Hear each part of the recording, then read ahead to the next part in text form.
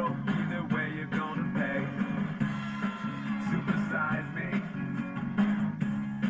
Supersize me. Supersize me. Supersize me. Now I can't get out of bed, so I have supersize the American way. Throw it down all day, every day. Supersize the American way. Getting fat, getting broke, either way you're gonna pay. Supersize me.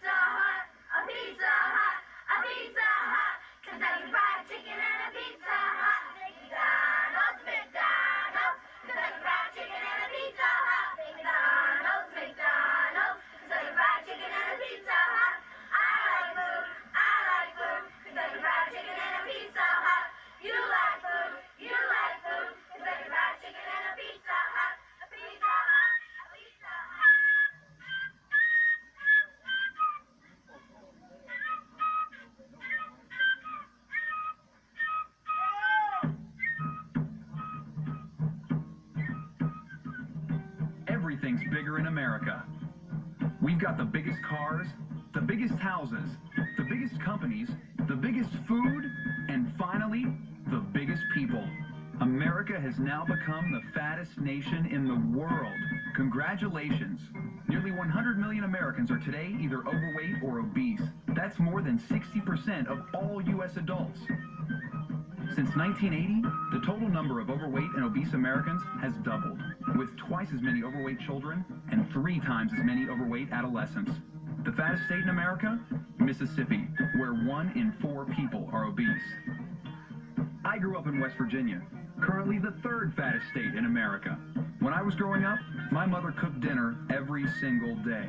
Almost all my memories of her are in the kitchen, and we never ate out, only on those few rare special occasions.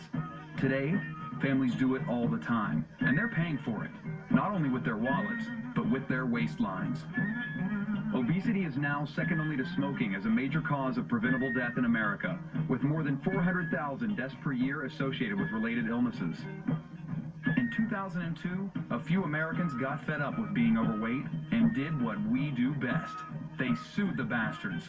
Taking aim at the fast food companies and blaming them for their obesity and illnesses, a lawsuit was filed in New York on behalf of 2 teenage girls.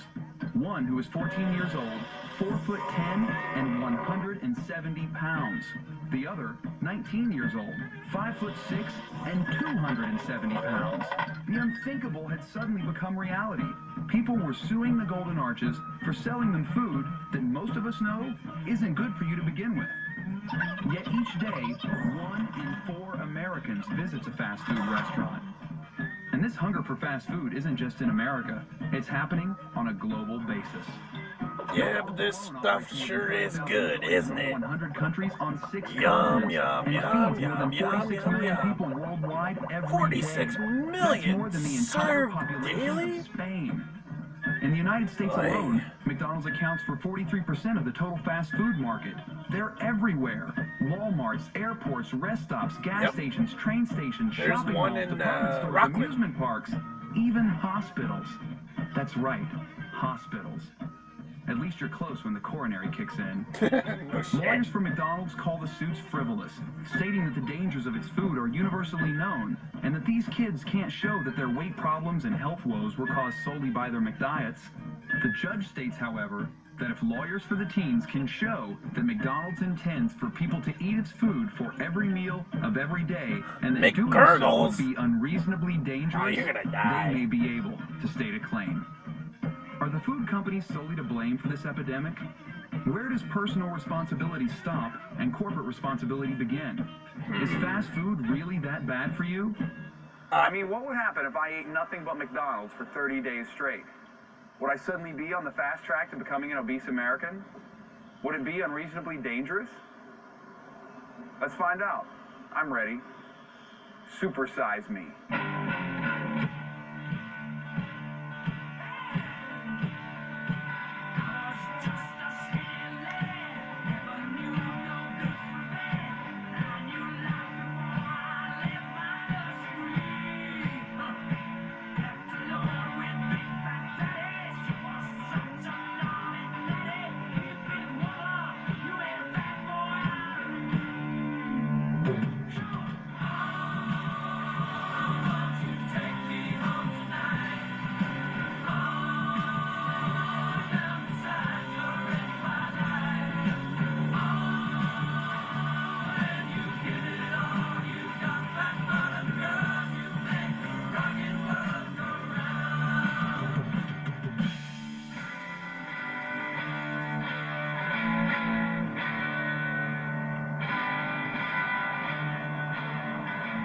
I knew if I was going to do this, I would need some serious medical supervision.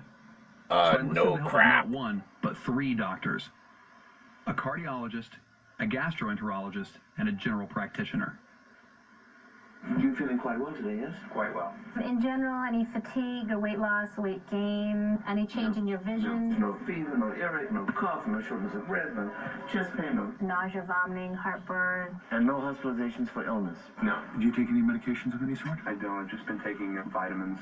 Okay. Any food allergies or anything? No. There's no heart disease or diabetes or blood pressure or cancer in the immediate family? My grandfather's had a couple open heart surgeries. Mm-hmm. 1 out of 4 grandparents is dead. Yeah. Good genes. That's the important thing. Any alcohol use? Now, none. You don't smoke. I used to, but I don't. Any drug use at all? None for a long time. Mm-hmm. Are you sexually active at present? Yes. A girlfriend? Yes. Is there anything we didn't cover? Is there anything else you need to tell me? I don't think so. Patient is embarking on a 1-month McDonald's binge. Very good. You might have something called white coat syndrome, which is a 140 over about 95. 130 over 105. 120 over 80? That's what it is? Those guys are stressing me out. You're much more relaxed. I tend to do that to my patients. See? Swallow, please. Your reflexes are perfect. Good. Got a count. Normal. So everything looks pretty normal here. Good. We'll skip checking for hernias. We're going to do a rectal exam. I like to be more thorough than that. And I like doctors to be thorough. You're going to go downstairs and get your bloods drawn. So the reason we have you fasting, the true cholesterol and glucose numbers fasting.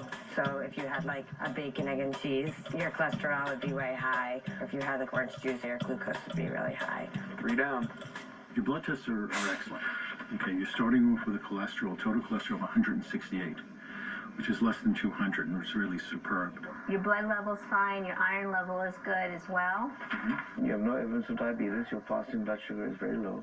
The other thing that we looked at were all your electrolytes in terms of the salts in your blood, your kidney function, your liver function. They were all perfect. Your triglycerides, which is your building blocks of fat, basically from what you acquire from eating fat, is 43, which is low, which is good. Your general health, is outstanding. Right. Your urinalysis is great. So you're starting off terrific. I think the worst case scenario is that you increase your triglycerides and your cholesterol level, and if you have any heart disease in the family or any underlying heart disease, you're putting your heart at risk. I expect to see an increase in your triglycerides because that can be affected. You're at 87 now, and I think that will change. And I think that's the only thing that will change.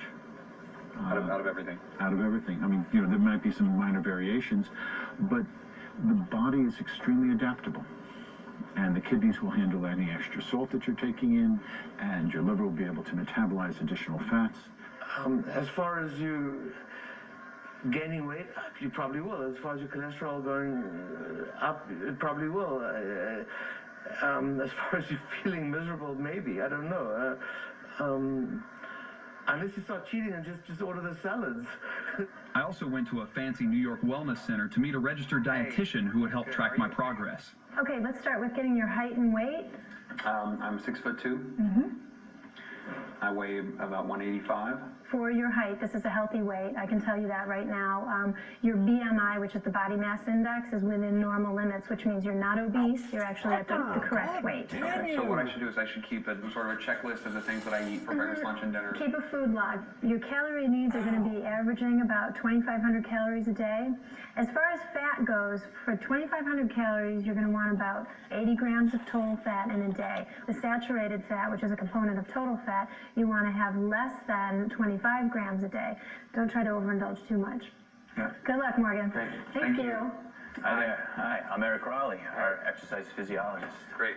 The official weigh-in. 185.5.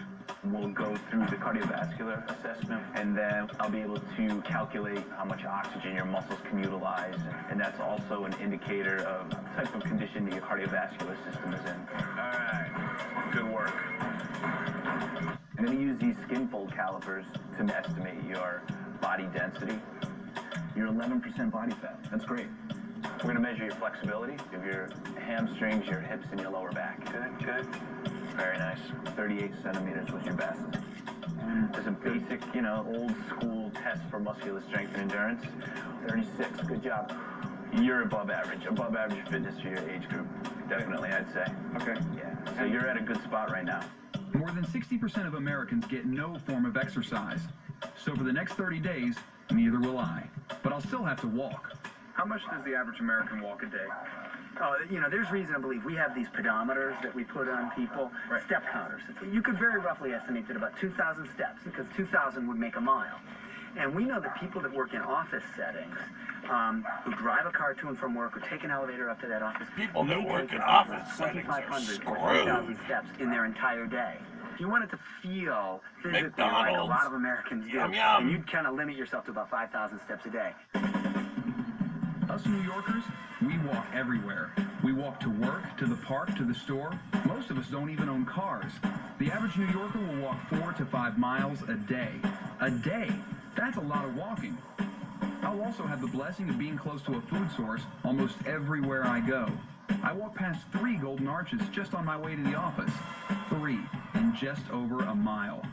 There are more Mickey D's in Manhattan than anywhere else in the world.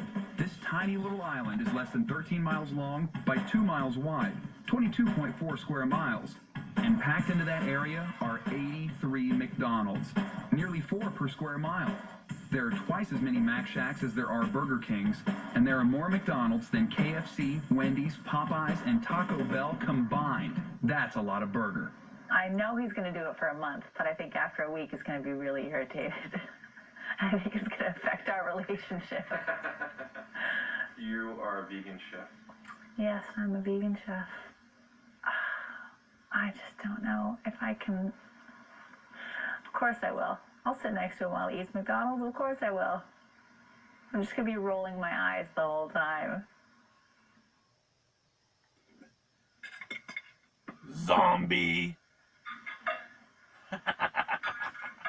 We have a vegetable tart and a quinoa and roasted veggie salad, artichokes and a simple green salad, all beautiful, organic, fresh vegetables that you're going to miss so much. What am I going to have that's organic? In the next month, nothing. Nothing. You're only going to have genetically modified potatoes. I'm going to eat as many vegetables as I can tonight. There's plenty here for you. That's really good. It's good, right? Mm-hmm. Thanks. Have they improved their cookies in the last 10 years? Because the last time I had them, they were like little hockey pucks. I don't know. We'll see.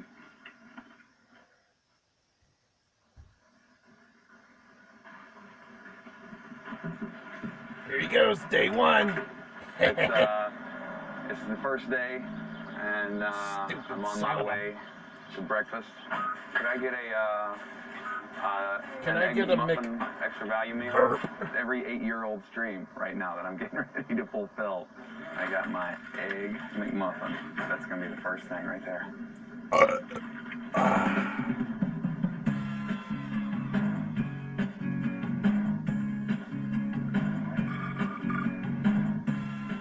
This McDonald's delivers for free. All I did today was leave my apartment, walk down the stairs, and walk to the McDonald's, 1,272 steps. So we gotta go to the corner and we gotta get a cab. The cabs are gonna add up in this thing, I can tell already. I got my scorecard, and in here, I had 1 Egg McMuffin, I had 1 sausage biscuit. It's a dragon. It's a Chinese dragon. That's cool. Do you eat fast food? Once in a while. Yeah? Once in a while. How often? I'd say probably once every 2 weeks. 3-4 times a week, maybe? In France, yes. Yeah. But here, no. No. I don't like here. It doesn't sound very clean. And what's your favorite place? Probably Wendy's. McDo. Taco Bell. Taco Bell. McDonald's is pretty close. Do you ever have a supersized Coke? No. In France, the small size here, it's bigger size in France. Even the small size here, I can't drink. There are rules to what's going on here in this whole process. I will only supersize it if they ask me. I can only eat things that are for sale over the counter at McDonald's. Water included. If McDonald's doesn't sell it, I can't eat it. I have to have everything on the menu at least once over the next 30 days, and I have to have 3 squares a day. Breakfast, lunch, and dinner. No excuses. No Big Mac. excuses? See, this is probably the first time in a long time that I've actually seen a Big Mac that looks like the picture. That actually almost looks like the picture. Look at that. Big Macs never look this good. You gotta come to Chinatown for the good Big Macs.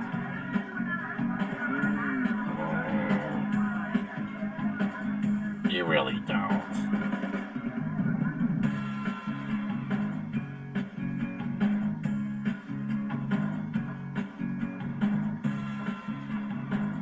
You've heard about all these people who are suing these fast food companies.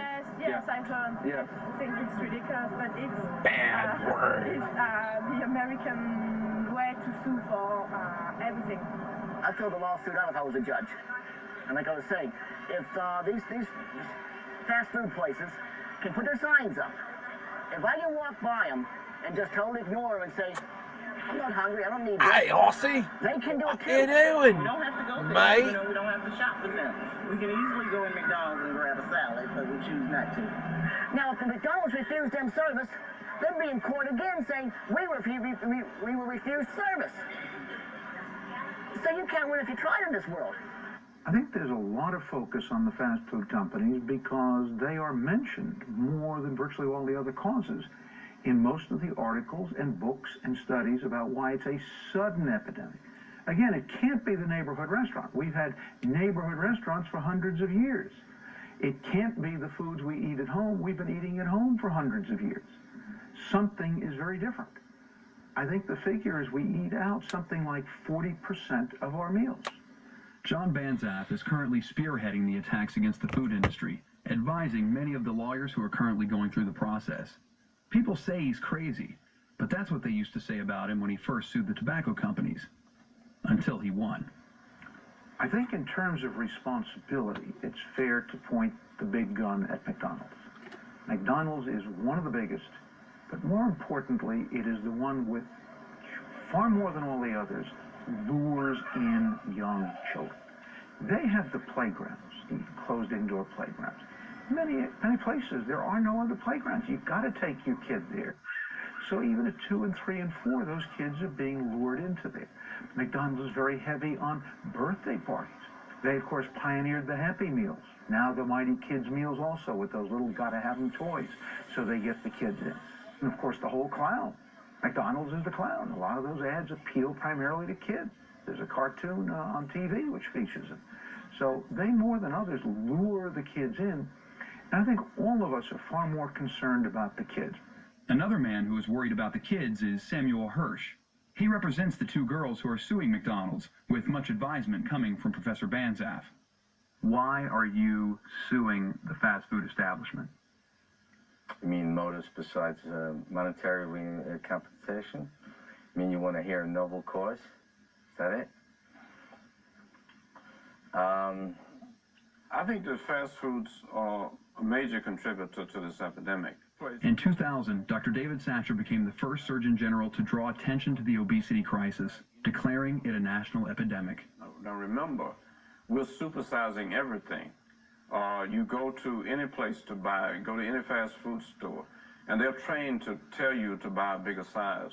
For 5 cents more, you can get the super size.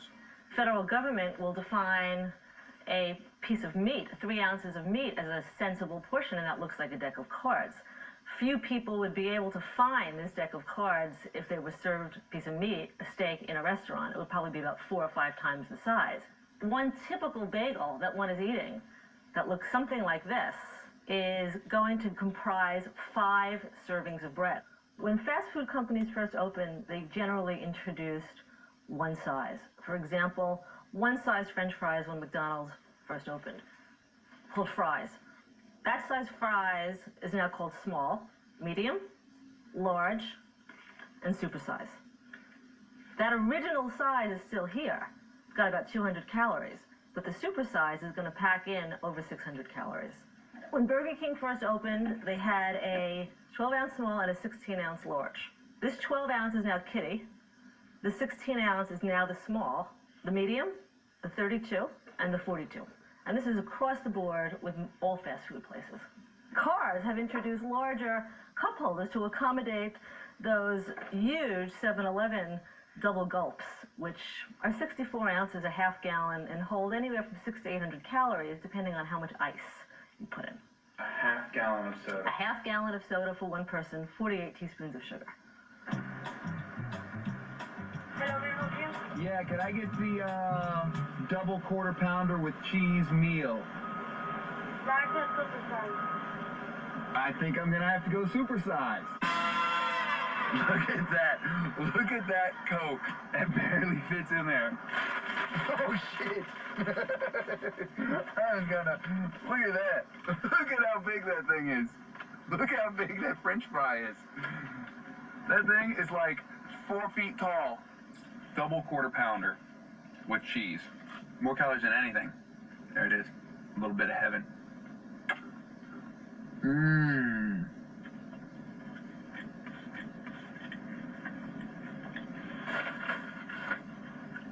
5 minutes later, you got the McGurgles. That's a lot of food, man. I'll tell you what. You get all that supersized stuff? That stuff gets supersized? Man, look at that. I just I'm not even halfway done with those fries. Not even halfway.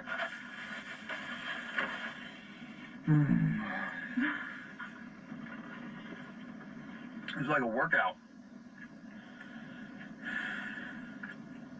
See, now's the time of the meal when you start getting the McStomach ache.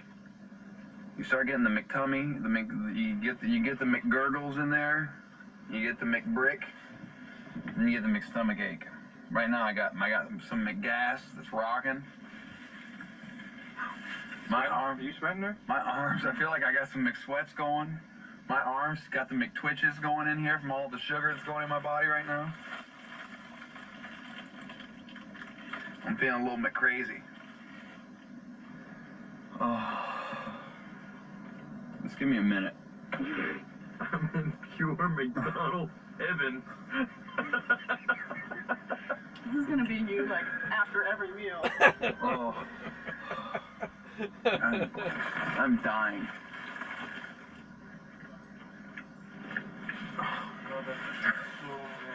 It's making me puke.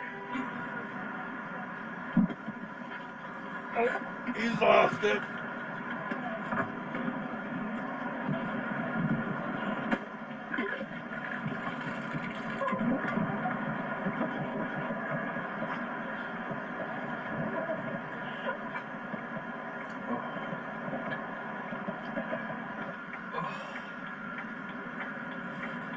You alright?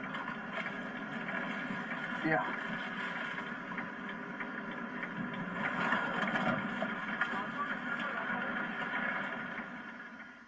I believe we live in a toxic food and physical inactivity environment. That is, we live in an environment that almost guarantees that we become sick. Not 100% of people become sick, but the numbers of people who do are growing and growing and growing. I don't believe that toxic is too strong a word either, because an epidemic of obesity where 60% of the population is suffering and record numbers of children having this is a crisis by any standard. The toxic environment is constant access to cheap, fat-laden foods. It's gas stations that sell more candy and sodas than gas. It's a nation where there are more than 3 million soda vending machines. That's 1 for every 97 Americans. It's a world where people depend completely on their cars for transportation, and where walking has become such a chore that we rely on machines to do it for us. Yep. You've seen that. My stomach feels horrible this morning. Hey, we're on day 3. It doesn't feel good at all. There we go. I'm getting this really weird feeling right in my midsection, like basically in my penis right now. It's just like this. It's really freaky. That is very odd. Yeah. It could be for the caffeine, but I'm not, I couldn't really pinpoint that 100%. Another delivery from Mr. Morgan, 1339. 1339. I made it over the 3-day hump. You know how when you quit smoking? I don't know how many of you out there. Guess what day it is? Guess what day it is? It's hump day! I quit smoking. And it's the 3-day hump. It's the 3-day hump when you quit smoking cigarettes. If you can make it over those 3 days without smoking 1 cigarette, you can make it past day 1, day 2, day 3, you make it over the hump, you're fine. Same thing with this. I made it past day 3. Yeah, but you got a lot of on your desk. Unabated, obesity would overtake smoking as a leading preventable cause of death in this country. Wow. I was at this meal, and it came up that one of the people was a smoker. And somebody else at the table started hectoring about, what's the matter with you? It's How bad it is coming! for you. Captain Fat Belly! It'll do this, that, and the other thing to you, and you really should stop. And the smoker, rather than saying, fuck you, which is mind your own business, which response, was abashed and defensive, and like, oh, I tried to quit, and yeah, I'm going to try again, and you're right. I'm going to try to quit. At that same table, there was a quite large woman. And I was wondering, what if this guy, instead of confronting the smoker, had said to the large woman, what's the matter with you, you fat pig? Don't you know how dangerous it is to be so overweight? Stop eating, for God's sake, and don't you dare get dessert, and what's the matter with you, right? Same logic. I'd be hard-pressed to find a distinction between those two examples. Okay, so one is now socially acceptable to hector smokers, but the other one isn't quite yet. So the question is, at what point will it become acceptable to publicly hector fat people in the way that smokers are publicly hectored? A secret study by one of the tobacco companies that had the ominous title something like Brand Imprinting for Later Actuation in Life. They would buy the little toy cigarettes and they'd start play smoking them at 4 or 5 or 6. Wouldn't even notice the pack. Hey, look, it's a grimace. If you asked them what pack it was, they would notice it. But the theory was that somewhere it's buried in here, and then when they get to the age where they're smoking, without even realizing it, they're going for that pack that they recognize because it had those nice feelings for them when they were little kids. Quiet, you. In the same way here, yeah, they're satisfied. Quiet. It's nice. Quiet. Of playing and getting the toy, and being with mom and dad, and it's going to carry through. That's why, when I have kids, every time I drive by a fast food restaurant, I'm going to punch my kid in the face. Then we'll never want to come. Rock and roll McDonald's. Rock and roll McDonald's. Rock and roll McDonald's. Rock and roll McDonald's. McDonald's will make you fat. They serve Big Macs. They serve quarter pounders. They will put pounds on you. Rock and roll McDonald's.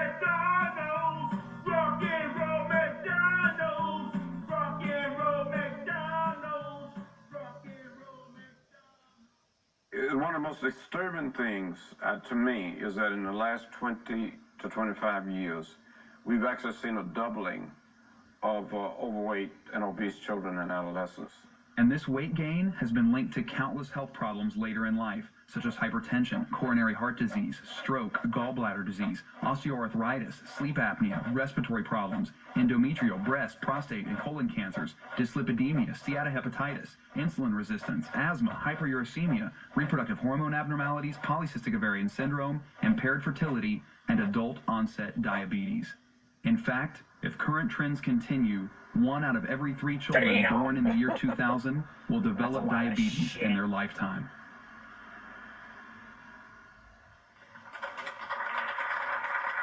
Oh man, you humans are dumb. At least 17 million Americans now have type 2 diabetes, about 1 out of every 20 people. If the diabetes starts before the age of 15, you lose somewhere between 17 and 27 years of lifespan. According to the new research, the direct medical costs associated with diabetes have doubled. The direct medical costs have doubled in the past 5 years, from $44 billion in 1997 to $92 billion in 2002.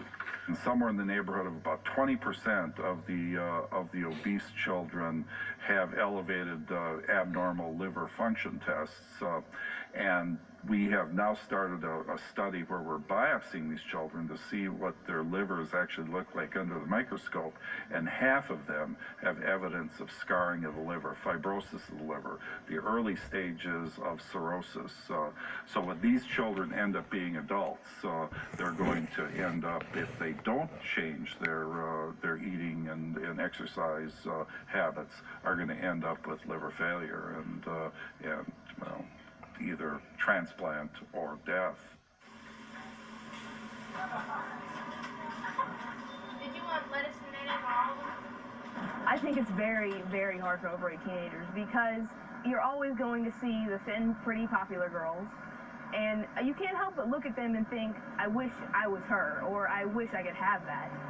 And I mean, it's depressing. It makes you feel like crap.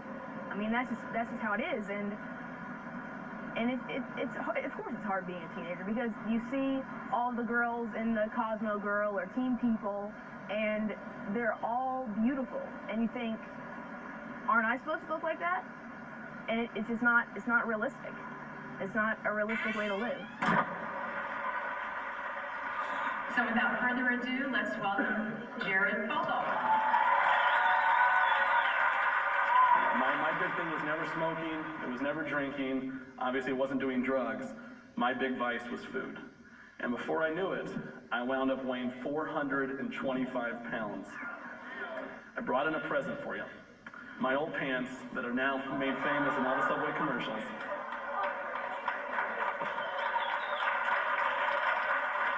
There you go. You're welcome. This is my daughter, Victoria.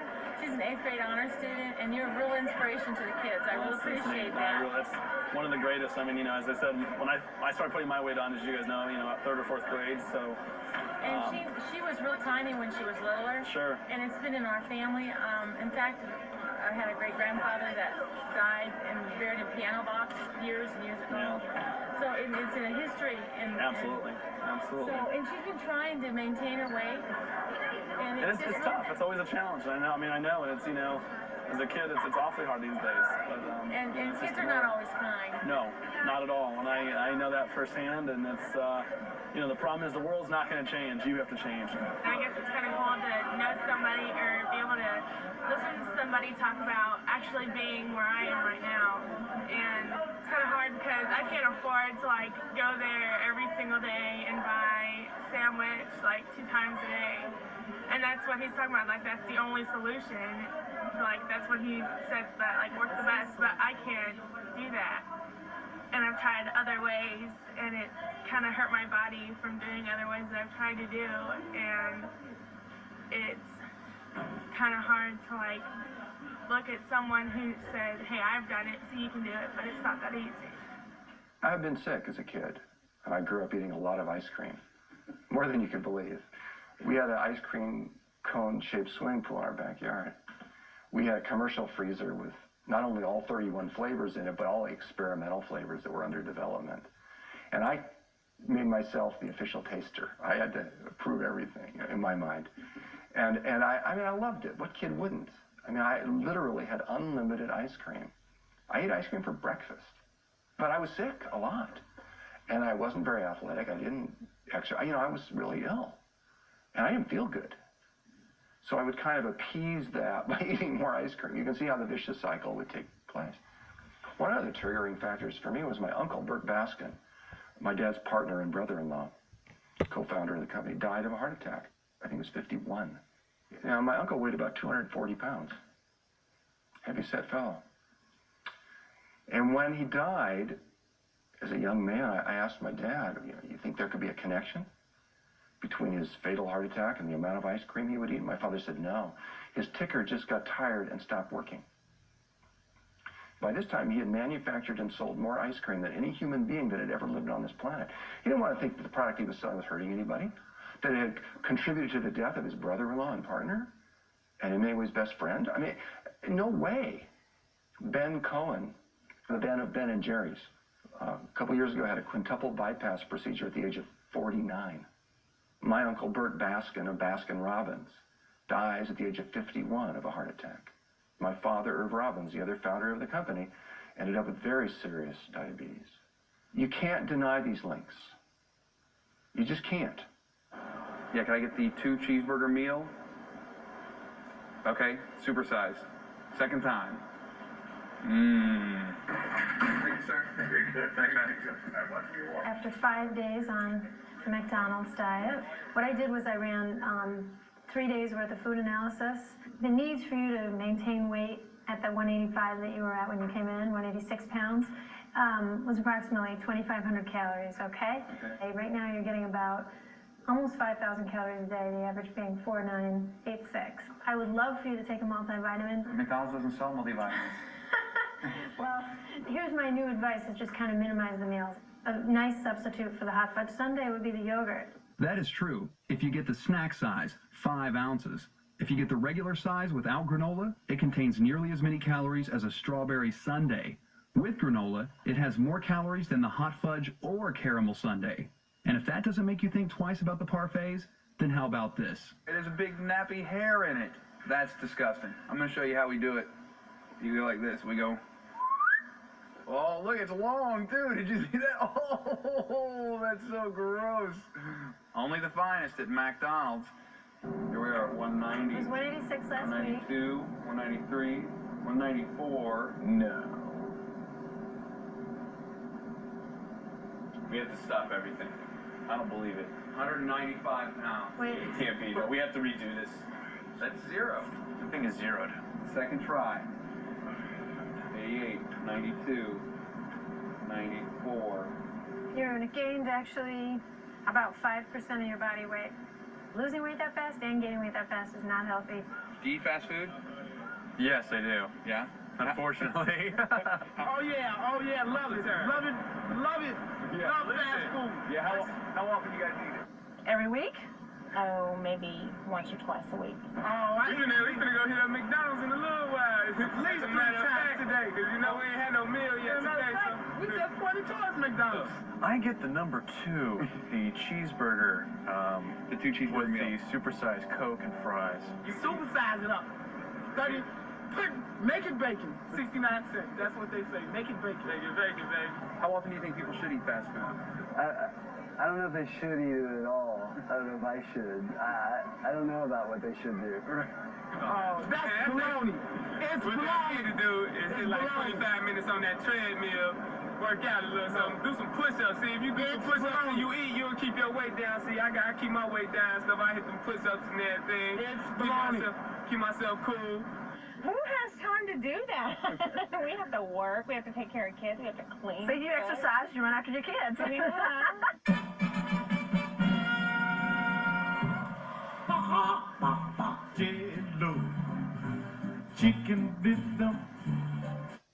He's got a vast, extensive, bordering on completely disturbing music collection in his house. You know, he's got so much music.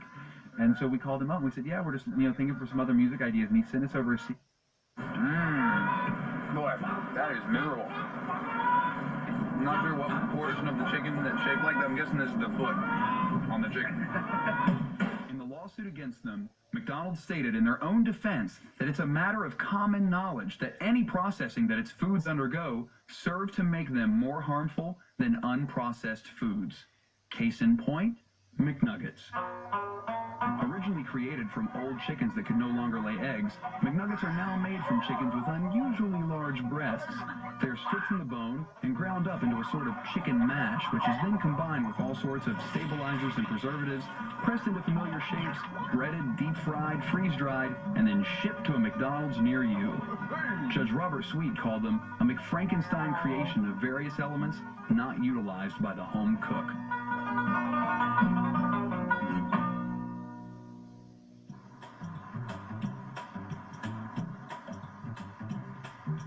So for the past couple days, which I haven't shared with everybody, it's been a new thing. Is I've started to have like some not chest pains, but like pressure. I feel like I got pressure on my chest. So I figure that's probably not a good thing. But neither's eating all this. So.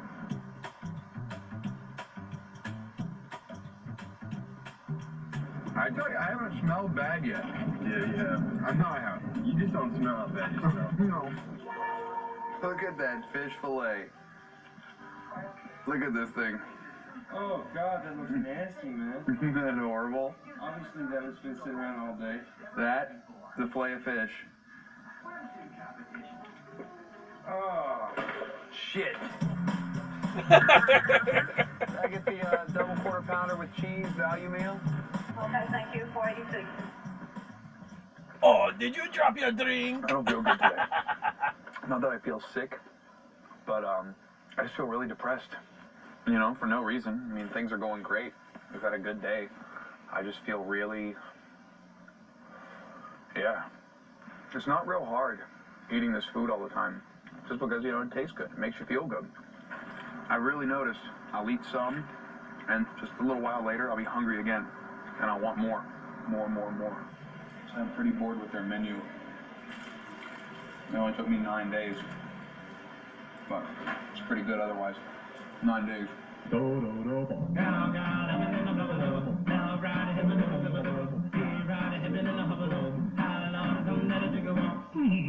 that again. How many?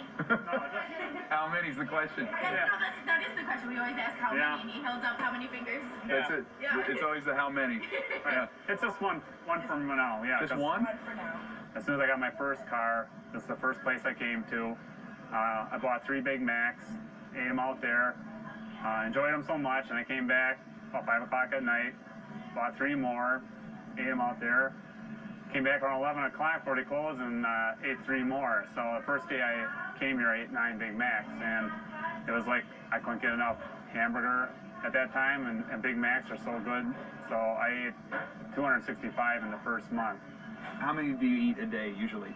Usually it's 2 a day. Okay, now last year I ate 741 last year. Okay, well that's more than 2 a day. So that means there's days I ate 3, but that's because they're getting smaller. It's probably 90% of my solid diet is probably a Big Macs. That parking spot, that's where I asked her if she wanted to get married. I mean, this place is special. A lot of reasons, Yeah. I had 1 Whopper in my life. Yeah. 1984, guy gave me $5 to eat a Whopper. So I went. After I ate the Whopper, took my $5 over to McDonald's, got some Big Macs. I always make fun of people at work, saying, I'm gaining weight. I said, well, you should try the Gorski diet. And they're like, oh, yeah.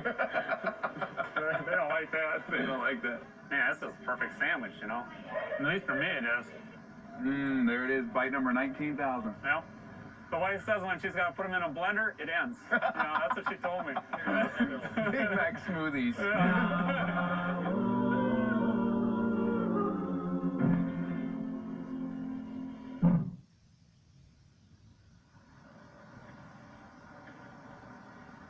America's been McDonaldized, you know, it's been franchised out. It's like one of those old Flintstones cartoons where they just had something rolling around in the background. You kept seeing the same buildings go by. It's like Kmart, Walmart, McDonald's, Kmart, Walmart, Wendy's, Kmart, and it's just like you have no sense of where you're at anymore. The way I look at it is like Cezanne was inspired by the mountain he saw out his window. And when I look out my window, I see no mountains. I just see billboards and advertisements. So I use that as my inspiration. The average American child sees 10,000 food advertisements per year on television. 95% of those are for sugared cereals, soft drinks, fast foods, or candy. A parent who eats every meal, every day, for the whole year with their child, and every meal gives a very compelling nutrition message, and can bring in cartoon characters and Michael Jordan. So instead of selling McDonald's, he sells oranges. And Britney Spears, instead of selling Pepsi, will sell radishes or lettuce or something. That parent will have 1,000 cracks at their child compared to 10,000 for the food industry. So it's not a fair fight. You know, by the time kids are able to speak, most of them can say McDonald's. I'm going to show you some pictures, and I want you to tell me who they are. Okay. Who's that? You don't know? George Washington. Yeah? Who is he? He was the fourth president who freed the slaves. And he could never tell a lie. Who's that? Don't know. I don't know. You don't know? I don't know. George W. Bush? No, that's a good guess, though. Who is this? I don't know. I forgot the name, but I think I know. Yeah? Where have you seen her? That picture's on the side. Wendy. Nice. Who's that? McDonald. Ronald McDonald. Who is it? McDonald. What does he do? He was helping people at the cash register. He worked at McDonald's. I love the pancakes and coffee. He brings every of his friends to McDonald's for a Happy Meal. Where have you seen him? On television, on the commercials. He's the character that made McDonald's. And he does a lot of funny stuff on TV. Companies spend billions making sure you know their product. In 2001, on direct media advertising, that's radio, television, and print, McDonald's spent $1.4 billion worldwide. On direct media advertising, Pepsi spent more than $1 billion. To advertise its candy, Hershey Foods spent under a mere $200 million internationally. In its peak year, the 5-a-day fruit and vegetable campaign's total advertising budget in all media was a lowly $2 million, 100 times less than just the direct media budget of one candy company. Think about the way food is marketed. T-shirts, coupons, toys for children, giveaways in fast food places, placemats. I mean, just all of the different ways in which food marketing is ubiquitous. The most heavily advertised foods are consumed the most. No surprise.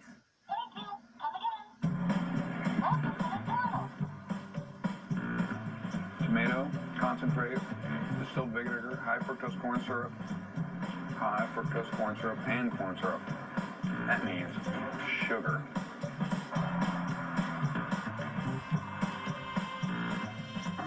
That means you're gonna get fat. I feel a little sick to my stomach. This is the best part of the day, when I get to be fat on the bed with my quart of Coke. Mm-mm.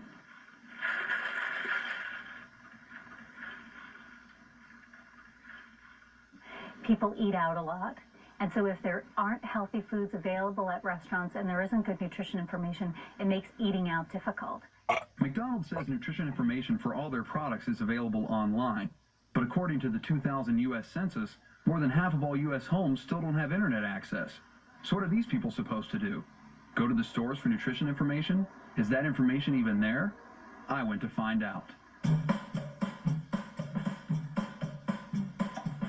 you guys have any of the nutrition fact sheets? Do you guys have one of those? You know, the things that fold out and have the nutrition info in them?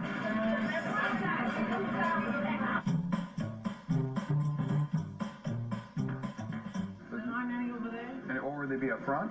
Yeah, they should be. But they got lots of info about Dora the Explorer live. That's cool. Thank you.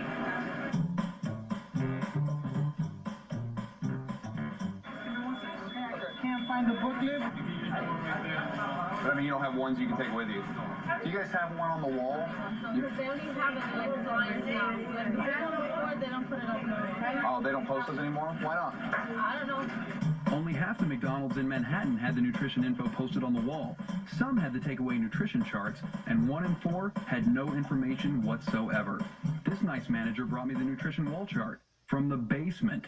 Oh, thank you. You don't have ones that I can take with me, like a takeaway? Do you know when you'll have some of the paper ones again? John Banzaf and I looked all over this McDonald's in Washington for any nutritional information. And then we found it. Oh, here we go. Behind here, you'd never see it. It's right back there. You can't argue that people should exercise personal responsibility and then not give them the information on which to base it. I got my chicken group. There's no chicken group. That's my cholesterol group. Protein. I got my protein group. Carbohydrates. I got my meat group. You got meat, sugar, and fat. I officially had to loosen my belt the other day from, I had to go a notch lower. 1 notch? 1 notch. Scary. I'm an old pro at this now. Right? You'll get sick of this too, though. Girlfriend is be loving you. She hates me. Cool. Thank you. Bye-bye.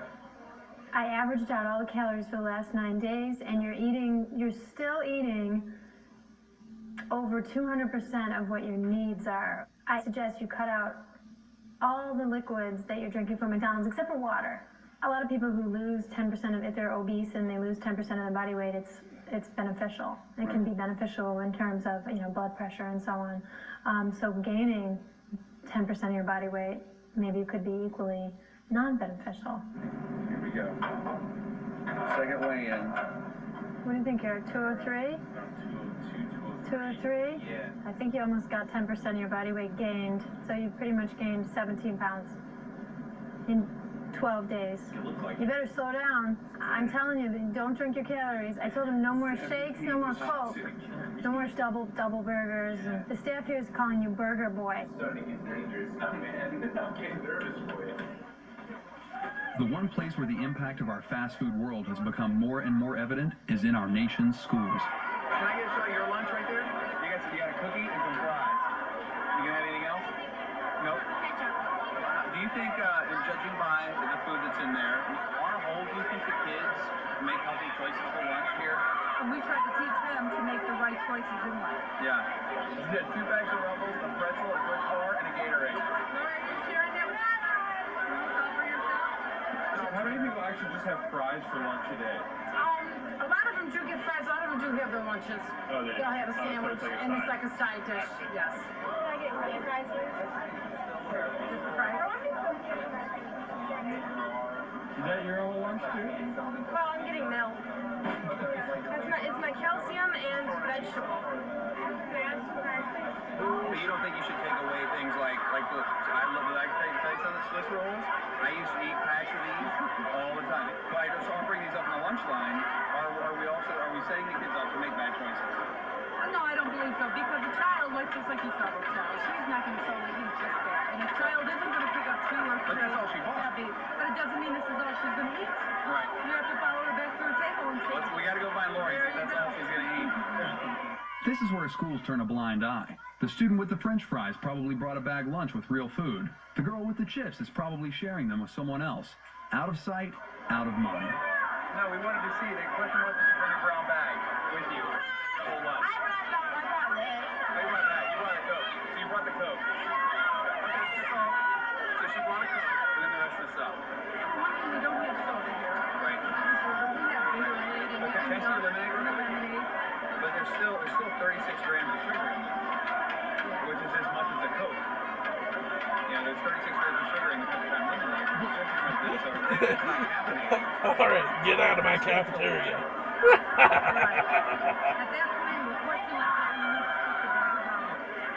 Barbara Brown is the field representative for Sodexo, one of the countless lowest bidders that school districts have farmed out the feeding of your children to. Sodexo services more than 400 K-12 school districts nationwide every day, providing quality food like Little Debbie snack cakes, Gatorade, and candy bars to your children. They also operate prisons and feed thousands of inmates worldwide. Part of our position is that we're hoping that through nutrition education, the students will learn to make the right food choices without restricting and what they can purchase. At this middle school in Beckley, West Virginia, the school lunches don't have the flair they do in Illinois. This school does not outsource their food service, but they are on the federal school lunch program, providing USDA reimbursable meals to the students, most of which are reheated, reconstituted packaged foods. Some days the amount of calories in each meal tops 1,000. So the USDA sends this food for you to prepare for kids. Right. Well, not all of it now. You got Sloppy Joe barbecue sauce with pork from the government. Whatever happened to cooks actually cooking? I don't know what happened. Too many whiny people. Yeah? I don't want her to work hard. It's easy to come in here. This is the best tool we got right here. Box opener. That's your chef's tool, the box That's cutter. it. Open the box. Serve it. Give it to them. Yeah. Let's look at the things that are actually cooked. Here you go. Here's a menu. Mashed potatoes. Ham, chili, will be homemade. The chili will be homemade. And what about the tomato soup? Campbell's. Meatballs. Comes in a box, heated up. Out of the course of an entire month, 6 out of 36.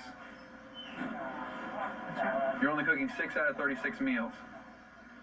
Appleton Central Alternative High School is filled with students who have truancy and behavioral problems, but they've turned things around, not through discipline, but through diet.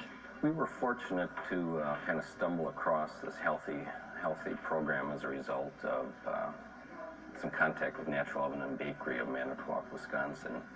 And they believe in low-fat, low-sugar, non-chemically processed foods that are free of dyes and preservatives, full of whole grains, a lot of fresh fruits and vegetables. We do no beef here at all. And then it's the method of preparation where we don't fry. We do a lot of baking and then just fresh preparation as opposed to opening cans or thawing things out from the box. We got rid of candy machines, soda machines, brought in bottled water, and it was just a situation where we saw a major change in the kids. You know, if you walk through these halls and you're here, these do not look like at-risk, out-of-control kids. Their behaviors are better. They seem to be more focused. Teachers will tell you that they get more out of them in the class. Keep in mind, this is not a private school. These are the quote-unquote troubled kids of the public school system in Appleton, Wisconsin that are eating so well. And it costs about the same as any other school lunch program. So my question is, why isn't everyone doing this? There's an awful lot of resistance from the junk food companies that make huge profits off of the schools at the present time. They don't want to get kicked out of the school system. They want to be there to addict the children for life. The soft drink companies especially boast about how they're contributing to America's education. But in fact, what they're doing is they're draining money from the community rather than contributing money to the community, because the soft drink companies aren't pumping those dollars into the machines. It's the children in the community who are getting the money from their parents. And instead of that money going directly to education, the soft drink companies are taking a cut of it and, you know, walking away rich as a consequence. We just banned soda in our school district. And the sugar here shows you how much sugar a student will drink in a week of just soda.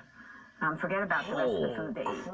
And some of these companies are really opposing That's ridiculous. the ban for reasons of that we would lose revenue.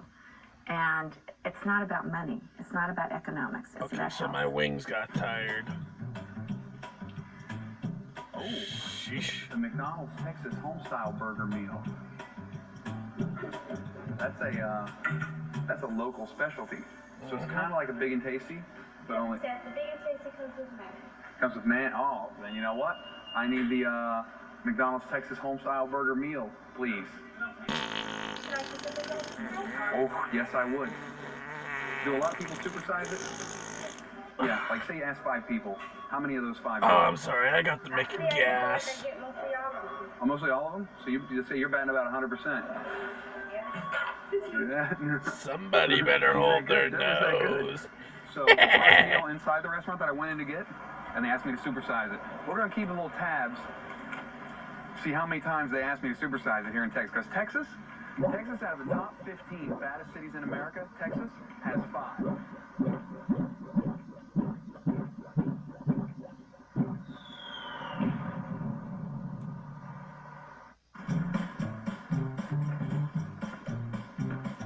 Here we are, Houston, Texas, fattest city in America. Getting my first breakfast.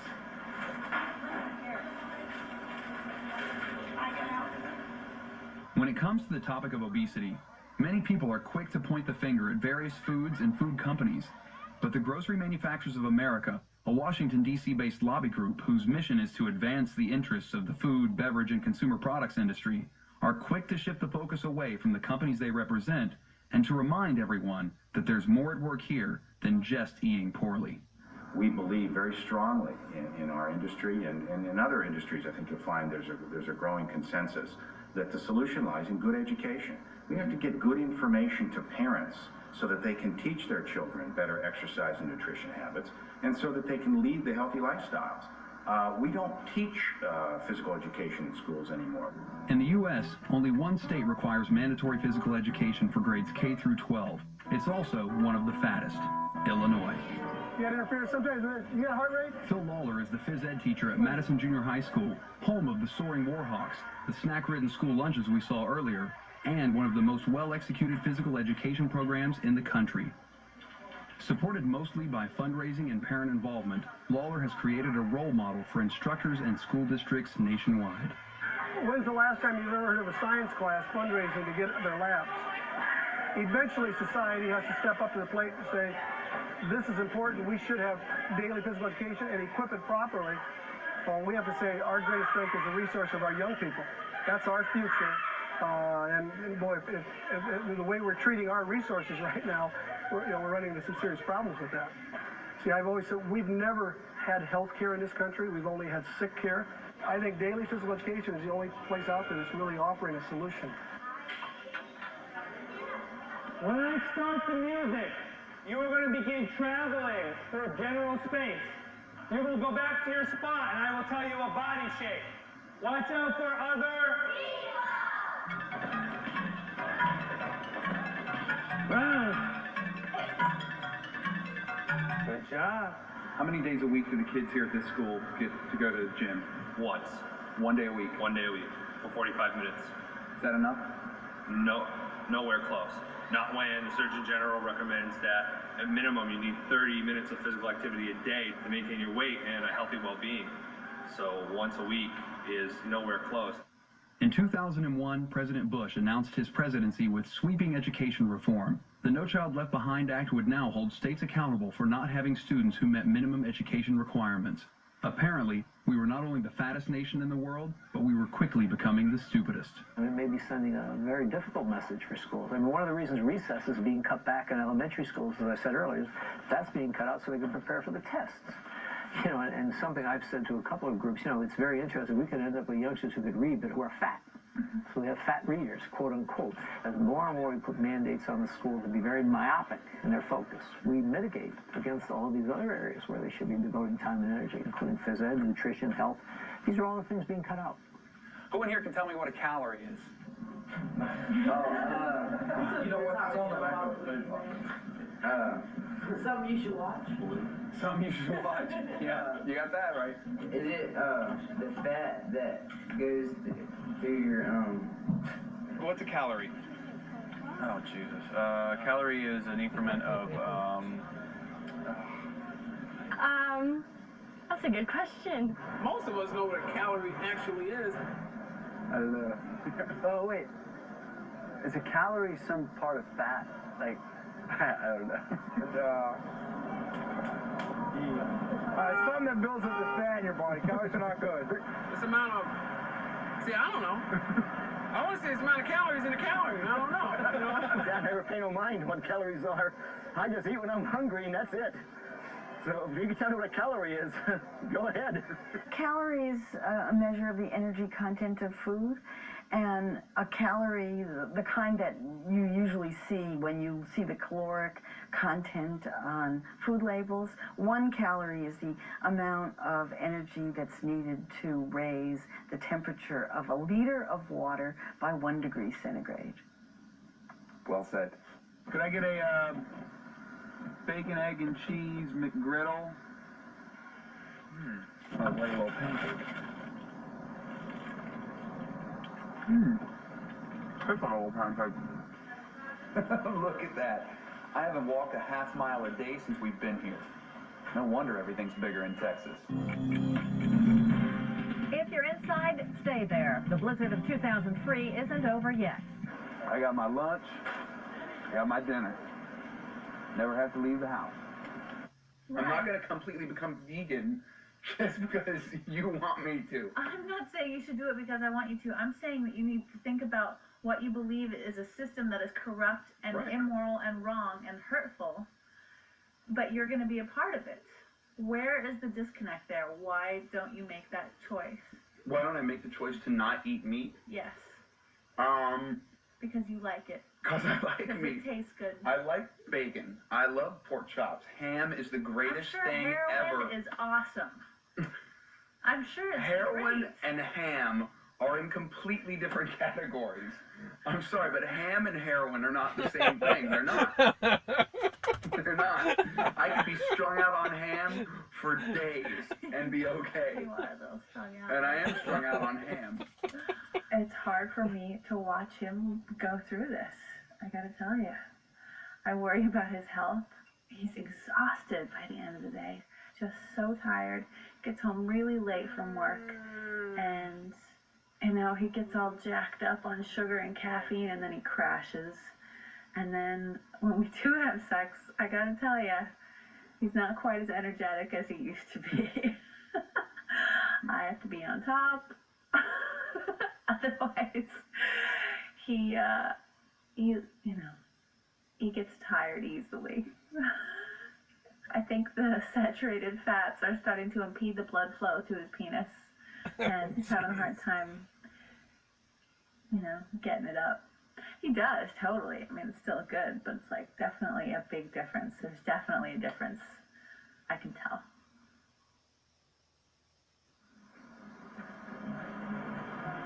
Oh. I feel horrible today. My headache's coming back again. It feels like somebody yanking on the tendons behind my eyes. My body officially hates me. All the vitamins that you see here, vitamin E, thiamine, riboflavin, niacin, and so on, are all under 50% of what you need. You're getting quite a lot of carbohydrates, and I know clearly that those are all refined carbohydrates because those are coming from the buns, biscuits, hash browns, okay? Right. And the sugar. I mean, let's not forget the most refined carbohydrate of all, which is coming from your milkshakes and your Coke. In fact, there are only 7 items on the McDonald's menu that contain no sugar whatsoever. French fries, chicken McNuggets, hash browns, sausage, Diet Coke, coffee, and iced tea. Everything else, even the salads, contain sugar. I'm telling you, 202. Yeah, I lost a pound. Oh, thank God. Muscle weighs more than fat, so no, you might have lost some muscle mass and gained some fat mass.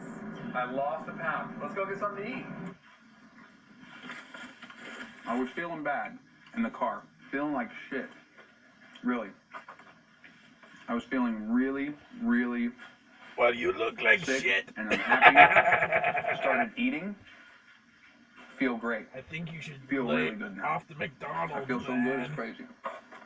Isn't that right, baby? Yeah, you're crazy, all right.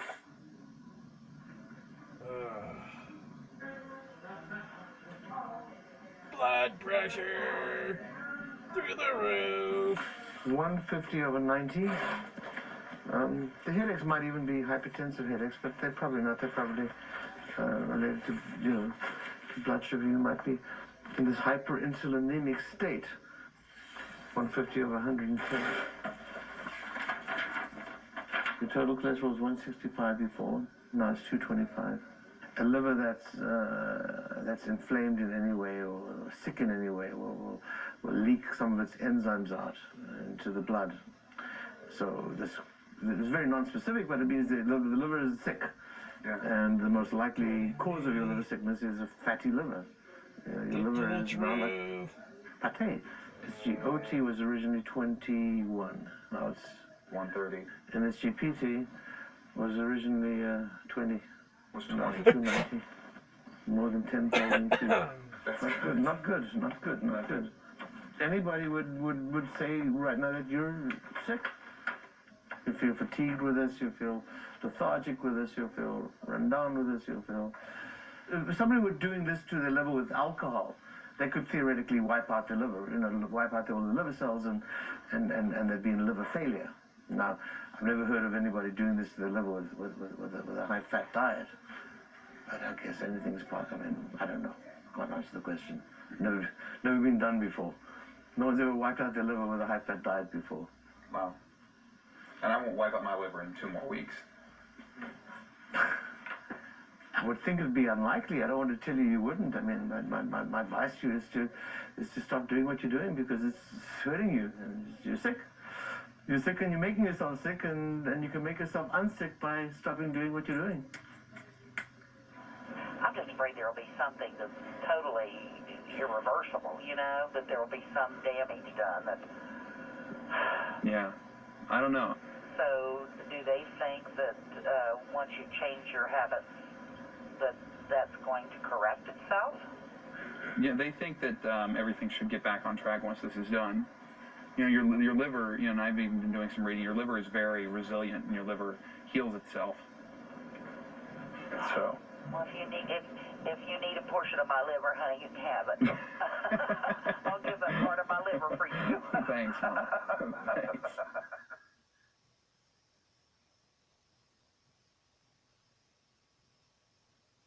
There's a drug that is used in emergency rooms called naloxone. It's used for heroin overdose. And a guy comes in, overdose on heroin, comatose, he's going to die. You inject him with this drug, and it blocks the opiate receptors in the brain. Heroin doesn't work, he wakes up.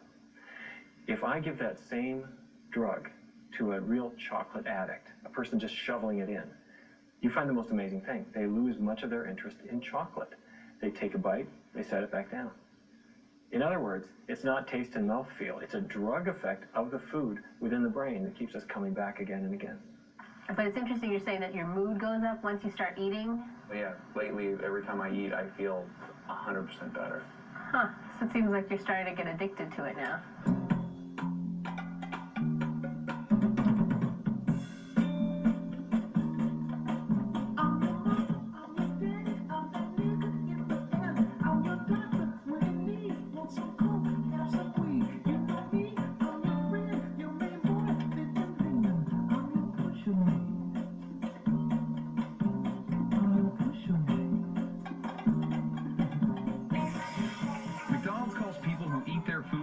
Once a week, heavy users.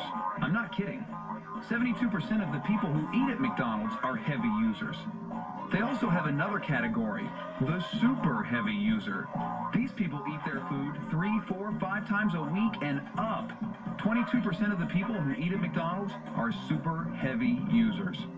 If you look at the menu at a fast food restaurant, they use all of the addicting components. They'll take a slab of meat, cover it with cheese, of course, which is filled with the casomorphins, the opiates that are found in the cheese protein. And then they serve it with a sugary soda, which has the addictive powers of sugar, with plenty of added caffeine. Now, you might be a 12-year-old kid. Your brain is no match for that combination. In 2002, McDonald's France took out a full-page ad in a French magazine in which a nutritionist stated, "There is no reason to go to McDonald's more than once a week." McDonald's corporate headquarters in the U.S. freaked out, saying that this is only one opinion, and that the vast majority of nutrition professionals say that McDonald's food can be a part of a healthy diet. So, we thought we'd randomly call some nutritionists to see what their opinions were when it came to eating fast food. How often do you think that people should eat fast food? Ideally, never. Rare to never. The less the better. 0 is the best. And hopefully no more often than once a month. If you are stranded on a deserted island, or if we get bombed with anthrax, and that's the only food available. That's the only time you should eat fast food. We called 100 nutritionists all over America, and the results were not on track with the vast majority McDonald's talked about. Only 2 out of the 100 said you should eat fast food 2 times a week or more. 28 said once a week to once or twice a month, and 45 said you should never eat it. 95 of them agreed that it is a major contributor to the obesity epidemic sweeping America. Okay. Okay. Okay. Hi, Morgan. How are you? Rick Bennett from Health. Unfortunately, I have to tell you that Health is going to have to close its doors effective immediately. I'm sorry to have to tell you that over the phone. We're all sort of surprised, but we will proceed as before, just not at the Integrative Health Center. Okay, Morgan. Thanks, and I will talk to you soon. Bye-bye. Apparently, we don't put much value on health in America anymore. In fact, each year we spend over $30 billion on diet products and weight loss programs, 2.5 times what we spend on fitness and health. There are pills, drinks, bars. You can lose weight while you sleep, while you watch TV, and while eating everything you want, always pushing the newest way to stay thin without exercise. Some people, however, feel that they have tried everything and see only one remaining option as their last hope for health. I'm diabetic. 80% of people don't have to take insulin or anymore after this. Plus, I have hypertension. Hopefully correct that, lose my weight and lose my high blood pressure. Yeah. This is Bruce Howlett. In a few minutes, his stomach will be surgically reduced to the size of a small apple in a gastric bypass operation. People with hypertension who are obese, about 75% of them will get rid of their hypertensive medications. Doctors Adam Naiman and Carl Geisler will be performing the operation. Together they have done more than 500 gastric bypass surgeries, and with their tandem technique, they are setting the industry standard, completing the procedure in less than 30 minutes and sending patients home the following day. We have established now that the only procedure that really cures diabetes is obesity surgery. Went blind for a week. Just went completely, just one day out of the blue, you went blind. I went to work, got to work, drove to work that night, got to work there, couldn't read the charts, and I had to call my supervisor, tell her I couldn't work because I couldn't see what I was doing, and I had to call my wife, had her get a ride to work to pick me up and take me home. And then once I stopped drinking the diet soda waters and stuff, got my sugars back down. I was fortunate enough my eyesight came back. I didn't do that much damage to them at that time. I think it's human nature to seek a drastic solution only when you're faced with a drastic problem. Well, I drank 3 or 4 of those a day. 3 or 4, because this is a half gallon. That means you were drinking probably about 2 gallons of soda a day. It wasn't unusual for a 2-week time. We'd buy like 52 liters of soda water. 52 liters every 2 weeks. And I probably end up having to pick him up a couple extra. He drinks more than I do. Yeah. I'll go through about 1 of those a day. Yeah. There's some days I go through 3 or 4 2 liters. A lot of us don't realize the social stigma that these people face on a daily basis. 1, 2, 3.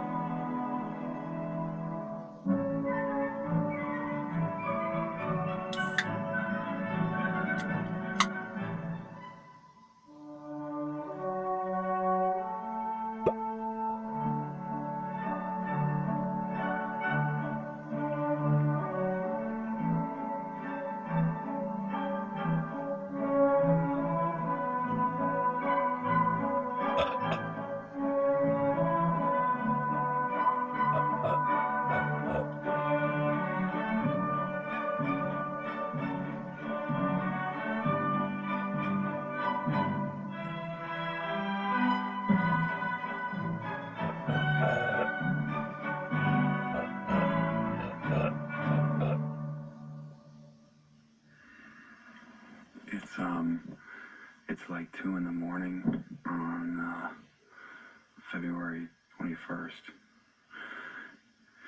I woke up, couldn't breathe, was having really difficulty breathing. I'm very hot, and felt like I was having heart palpitations. Came up and walked around the living room, just trying to get my breath back, and I want to finish, but don't want anything real bad to happen either.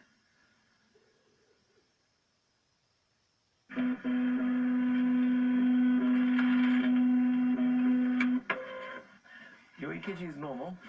Deep breath. And now, listen. I don't have a ready explanation for your chest pain. Okay. Would you at least consider taking aspirin once a day now that you're on this ridiculous diet? Maybe. I'll think about it. Why would you even think about it? Why wouldn't you just do it? This is really, you saw these numbers, right? These numbers are absolutely outrageous. Okay, for the first time we're seeing uric acid elevated, so you're giving yourself hyperuricemia, and the danger of hyperuricemia is gout, kidney stones. The results for your liver are obscene beyond anything I would have thought. Yeah. Truly. That movie, Death in Las Vegas, Nicolas Cage, that pickled his liver during the course of a few weeks in Las Vegas, right? I would never have thought that you could do the same thing with a high-fat diet. Yeah. My advice to you as a physician is that you've got to stop. You're pickling your liver. Yeah. You're kicking it while it's down now. Now it's down, and you're kicking it further. If you're an alcoholic, I'd say you stop. I'd say you're going to die. You keep drinking, you'll die. If the pain starts to radiate to your jaw or down your arm, that's life-threatening, and immediately so. Yeah. So I need to hear about that, or you need to call 911. Okay. All right? Hello? Hello. Hi, sweetheart. How are you? I'm good. I'm worried about you. Yeah. I had no idea this was going to be such a dangerous experiment. Yeah. I don't think anybody did. The doctor didn't even think it was going to be this drastic. He's floored by it. Yeah. And he doesn't know what will happen. He says, listen, I have no idea. But, he said that if I am feeling bad or feeling anything to page him, and he'll admit me immediately wherever I am. Oh, sweetheart. Yeah. I love you so much, and I don't want you to be hurt. Yeah, me either. Me either. So I'll tell you, if you start to get nauseous, you start vomiting, your eyes turn yellow, you have got to go to the emergency room, no matter where you are. Okay. If you're, again, if you're not keeping food down or anything, you're feeling sick to your stomach, it looks like, your liver function tests are getting worse. My suggestion would be to stop the diet. Okay. And, go back to eating a lower fat diet, rechecking the blood test in a couple of weeks.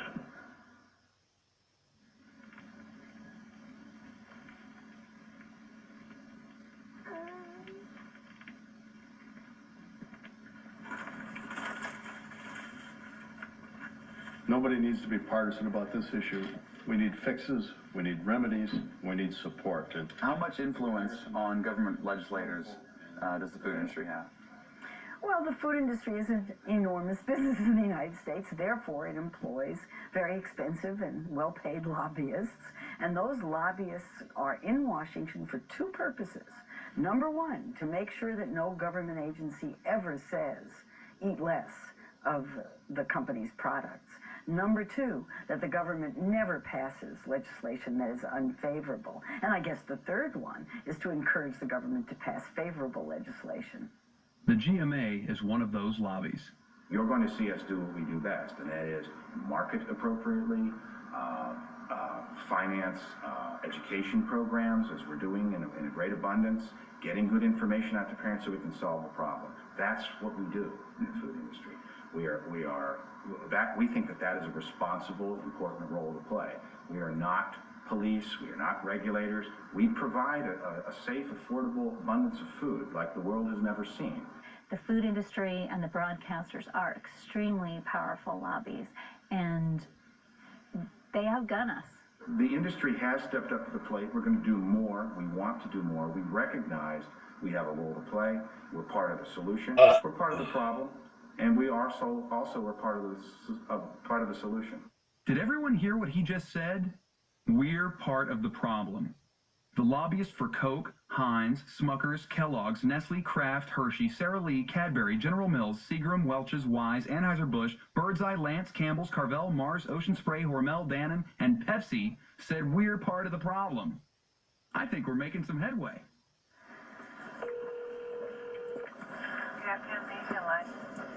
Yeah, I wanted to speak to somebody about scheduling an interview with Jim Cantalupo. I can take the information, have somebody get back to you. Good morning, media line. Good morning. I wanted to speak to someone about scheduling an interview. I can take the information, have somebody get back to you. I pledge allegiance to the flag of the United States of America, for which it stands, one nation, under God, indivisible, with liberty and justice for all. One more time. Yeah, what'd you do? I said it. What were you doing? I pledge allegiance to the flag of the United States of America, one nation, And to the republic for which it stands. I pledge allegiance to the flag of the United States of America, and to the republic for which it stands, one nation, under God, indivisible, and justice for all. Liberty. Liberty. Where's liberty? For all. The liberty. I'm so sorry. I want us to keep walking. What's the Big Mac slogan? You know, 2 all-beef patties. Special sauce, lettuce, cheese, pickles, onions on sesame seafood. Yeah, you know that. You know that. That's bad. Folks at McDonald's, we're glad you're here. I hope you got fat. I hope you got really fat.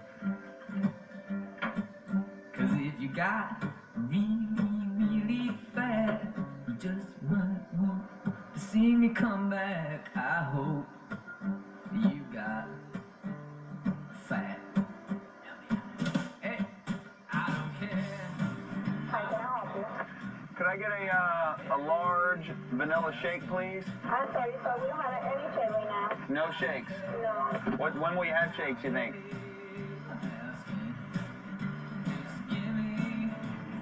I guess that's never. At the end of this month, I'll have eaten as much McDonald's as most nutritionists say you're supposed to eat in 8 years.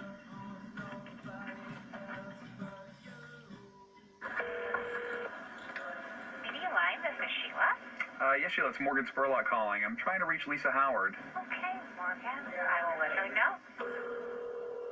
Hi, this is Lisa Howard. I'm not able to take your call right now. If you leave me a message, I'll get back to you as soon as. At least it's Morgan Spurlock calling, and I just wanted to follow up on the email that I sent to you. Close to the end of the day, and I didn't know when she was going to be taking off. Sure, I'll put another message on her desk. Lisa Howard. Hi, Lisa, it's Morgan Spurlock calling. Hi, Morgan. How are you? I'm doing good. How are you? I'm okay. Good. So you got my email? Yes, I got your email. Okay. I'm circulating it around. Okay. I don't have an answer for you. Any idea when you think you might? Probably in the next day or two. Oh, man. Walking up the stairs has gotten starting to get really difficult. By the time I get to the top, it's really pathetic. Oh, man.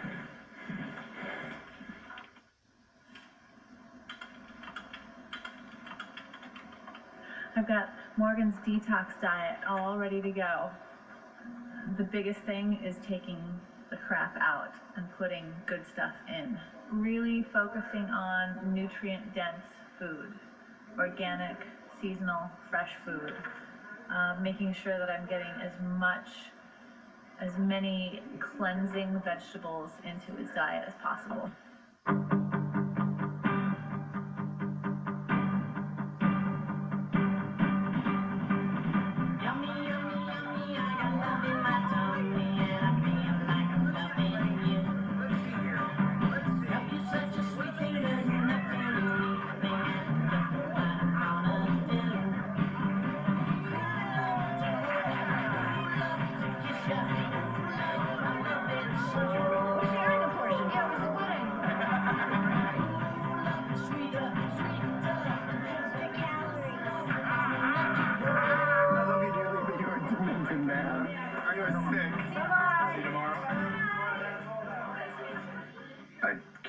that tomorrow I'm going to get up and not have to go eat McDonald's.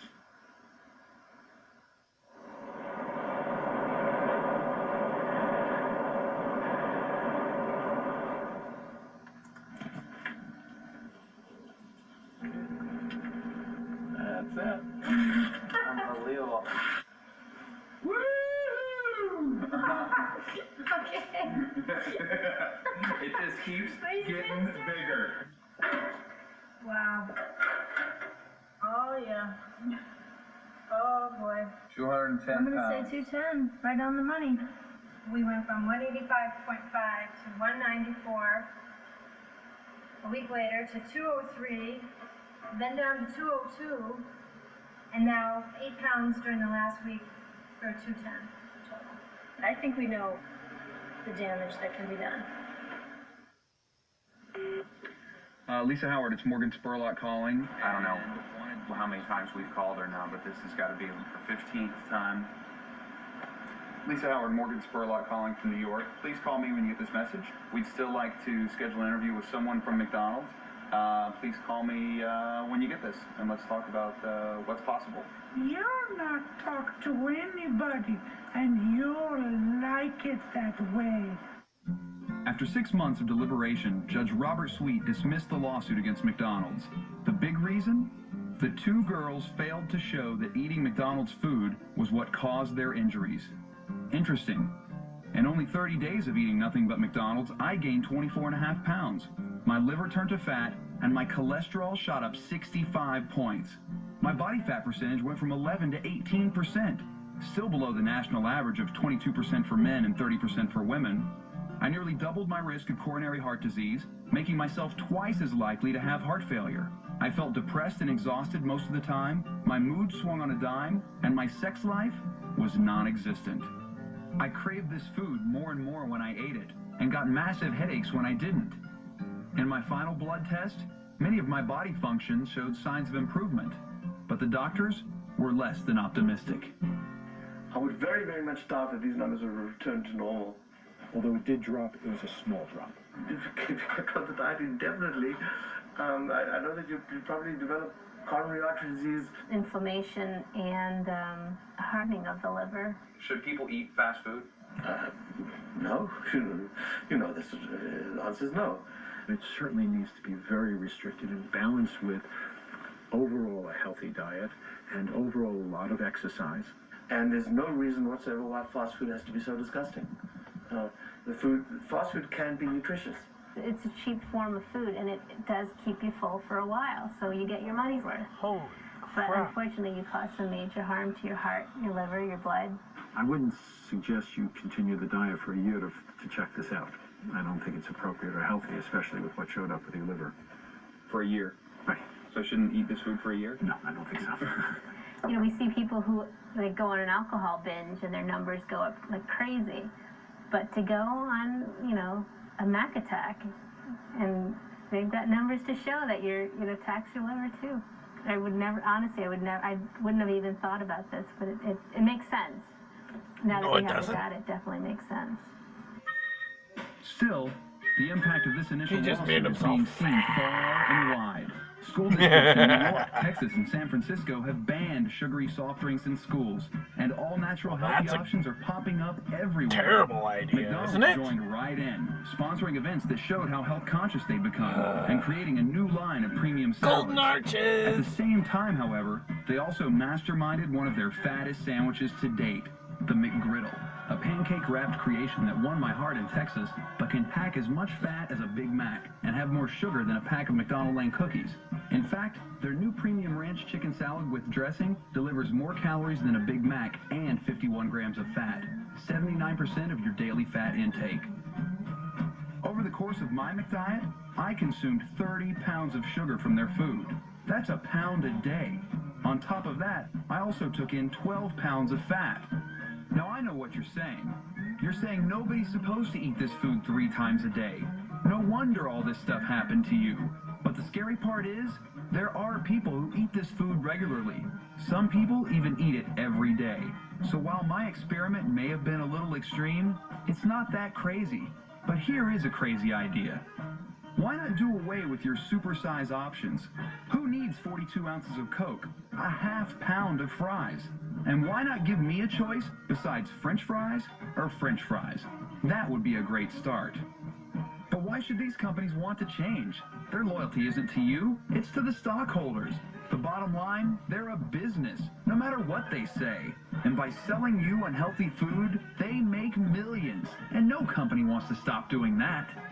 If this ever-growing paradigm is going to shift, it's up to you.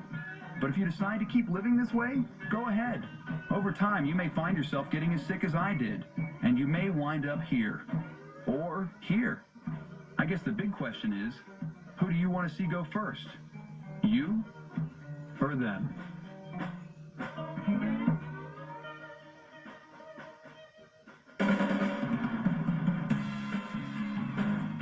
Right now, you have the urge to eat something. But it's true, if you still want to eat, then you're probably really hungry. Think about what I'm saying. FAC, that is me, but I didn't used to be. I was hot, I was hungry, I was loose, I was free.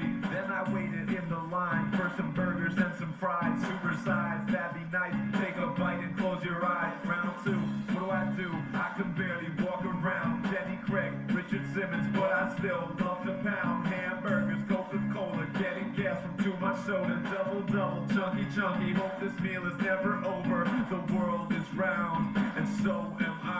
Big boys, big girls with real big thighs. Supersize, the American way. Throw it down all day, every day. Supersize, the American way. Get it fat, get it broke, either way you're gonna pay. Supersize me. Supersize me. Supersize me. Supersize me. Now I can't get out of bed, so I have to order in. I'm a triple fat fatty and I have a triple chin. Who's to blame? Call the lawyer, try to settle out of court. Get some cash, spend it fast, cause I'm staring at my board. Cause it's sad and it's lonely. Ham and cheese with bologna, large pie, stuffed crust, a doggy bag is for a phony. I have lost the motivation to inhibit the sensation. Bottle up the frustration. Birthday cake, I stick my face in. Turkey club with double bacon. It's got healthy connotations. Fast food is overtaken and it's supersized the nation. Supersize, the American way. Throw it down all day, every day. Supersize, the American way. Get it fat, get it broke, either way you're gonna pay. Supersize me.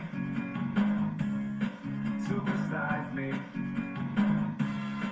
Supersize me.